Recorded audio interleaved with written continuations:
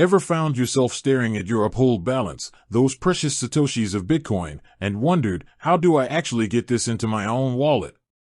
If that sounds familiar, you're in the right place. Withdrawing your Bitcoin from Uphold might seem a little daunting at first, but trust me, it's a straightforward process once you know the steps. Think of Uphold as a digital vault where you can hold various cryptocurrencies, including Bitcoin.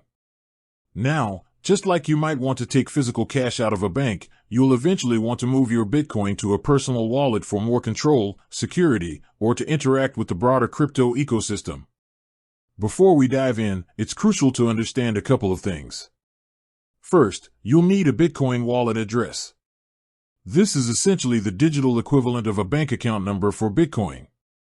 It's a long string of letters and numbers, and it's where your withdrawn BTC will be sent. Make absolutely sure you have the correct address. Sending Bitcoin to the wrong address can result in permanent loss, and nobody wants that. Second, Uphold, like most cryptocurrency platforms, has security measures in place. This might include a verification process or a waiting period before you can withdraw funds, especially if it's your first time or if you've recently made changes to your account.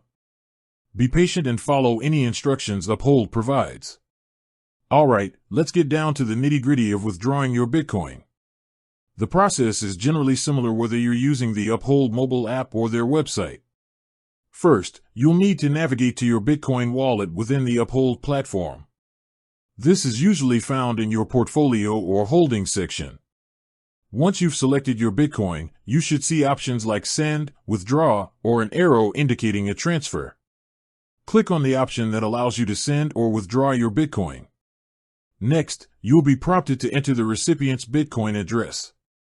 This is where that carefully copied address from your personal wallet comes in.